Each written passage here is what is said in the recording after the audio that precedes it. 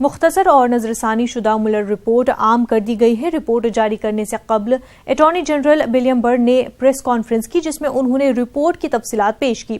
William برر نے صدر Trump کو کلین چٹ دے دی ہے۔ انہوں نے زور دے کر کہا کہ تحقیقات کے دوران ایسا کچھ نہیں ملا جس سے یہ ثابت ہو کہ صدر ٹرمپ کی صدارتی مہم اور روس کے درمیان کسی قسم کی ساز باز تھی۔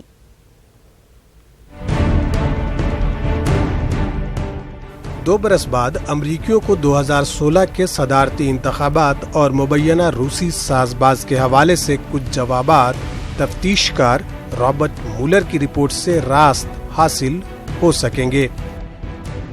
اٹارنی جنرل ولیم برر نے رپورٹ کی مختصر کاپی جاری کی۔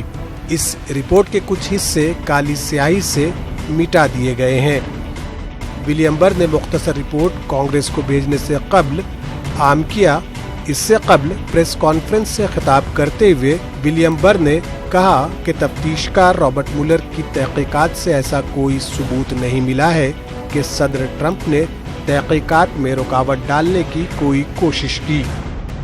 As you will see, the special counsel's report states that his, quote, investigation did not establish that members of the Trump campaign conspired or coordinated with the Russian government in its election interference activities.